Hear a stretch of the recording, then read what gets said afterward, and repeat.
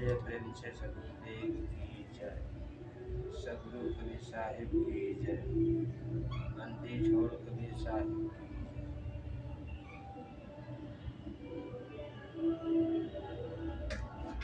आदरणीय संत समाज, माता बहनों, भाई बंधु एवं संत समाज, मैं सभी को त्रैवार साहबंगे करता हूँ। उनके साथ साथ इस धरती को भी नमन करता हूँ जहाँ पर संत महात्माओं का बराबर आवागमन होते रहता है और ज्ञान की गंगा बहते रहता है। ऐसा गाँव धन्य है, ऐसा परिवार धन्य है, वैसा घर का सदस्य धन्य है जो सभी सत्संग की याद करते रहते हैं, सत्संग में महत्व देते रहते हैं, सत्संग के बाद से स्वीकार करके जीवन बिताते हैं।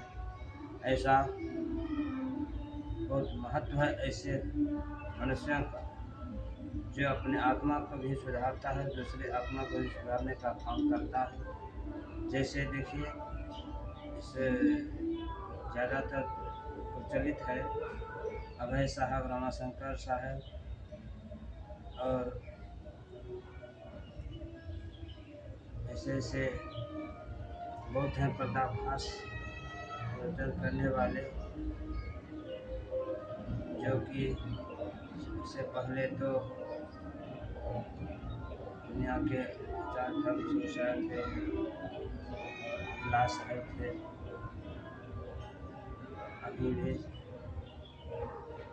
ब्रह्मचारी बहुत बिहार या भारत में हैं, जो इस सब जगह घूम घूम करके अपने ज्ञान का प्रचार प्रसार करते हैं, करवाते हैं। क्योंकि जन्म से कोई ज्ञानी नहीं बनता है, समझदार नहीं होता है, जानकार नहीं होता है। जन्म से तो अंधा होता है, अनजान होता है और बिल्कुल अनाड़ी होता है, उसके पास में कोई जानकारी नहीं होता है। इसलिए उसको जैसा संगत मिलता है, जिस विभाग में जैसा ज्ञान सीखता है वैसा ही प्राप्त होता है। इसलिए संगत सोच समझ कर करना चाहिए। सब काम करते हुए, सब प्रगति करते हुए संतों का संगत नहीं छोड़ना चाहिए और सत्संग, भजन, ध्यान, पूजा ये सब कभी नहीं छोड़ना चाहिए। इससे बहुत बड़ा हानि होता है। जो छोड़कर जितना उससे अलग रहता है उतना ही वह दुख पाता है। और जब आत्मा में दुख है तो सब चीज़ में दुख है, आत्मा में जब शांति है सब चीज़ में ठीक है। इसलिए शांति के लिए सत्संग जरूरी है, संत महात्माओं का दर्शन होना जरूरी है और ध्यान पूजा घर में प्रतिदिन होना जरूरी है। जो इसमें ख्याल नहीं करते हैं, सिर्फ संसारिक कामकाज में, माया मोह में फंसे रहते हैं, उसका कोई महत्व नहीं है। ज़्यादा जो काम में समय बिताता है वह जमराज का पंथा में चला जाता है। जो ज़्यादा भक्ति में बिताता है सदगुरु के जगह में चला जाता है। इसलिए महत्व है ज़्यादा भक्ति करने वाला को। गृहस्थों में जो शाम सुबह ध्यान पूजा जब तक भक्ति करते हुए जीवन बिताते हैं, दिन भर अपना संसारिक काम करके बिताते हैं, वैसे गृहस्थ का भी महत्व अधिक है। और जो गृहस्थ सिर्फ मांस मछली अंडा दारू तारी खिली हुए खाते हैं, सब काम कर सब कामकाज में तेज है करने में, इतना ही वह दिल का खुश है, दिल का दिलदार है, अगर वह गुरु नहीं है तो सब बेकार है। कैसे?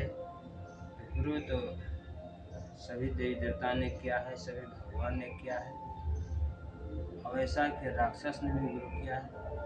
जो राक्षस का गुरु होता है वह विनाशकारी होता है, कष्ट देने वाला होता है और कष्टकारी चीज़ सिखाता है और उसको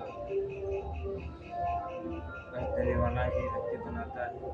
इसलिए इसका गिनती पापी में माना जाता है।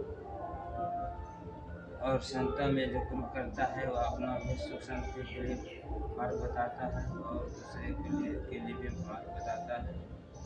इसलिए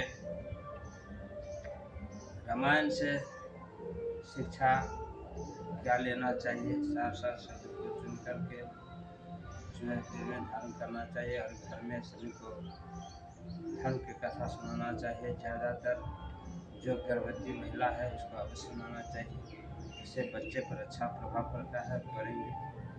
इसलिए अगर समाज सुधारना है, घर सुधारना है और परिवार सुधारना है तो घर में सभी परिवार मिलकर, छोटे बड़े नन्हे मुन्ने बच्चे बूढ़े सभी जवान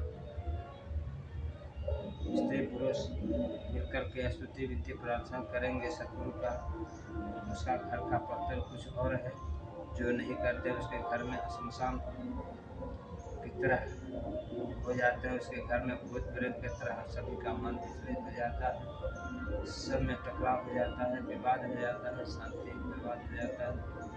इसलिए ऐसा घर जीवन जिंदगी जो है वह दुखदायी होता है, किसी काम का नहीं होता है। वैसे घर में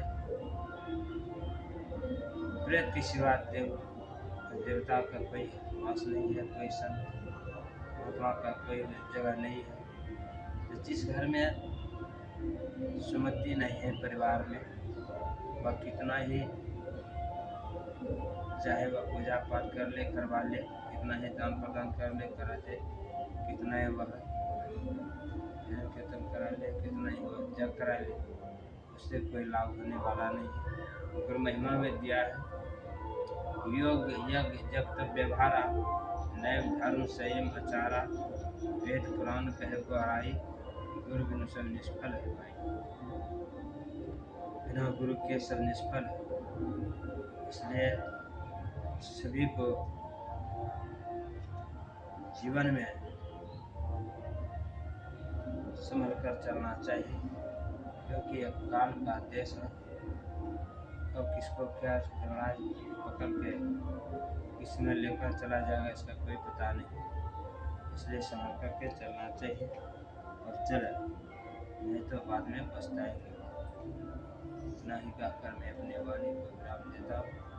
बोले प्रेम से सदगुरुदेव की जय, सदगुरु कबीर साहिब की जय, बंदी छोड़ कबीर साहिब की जय।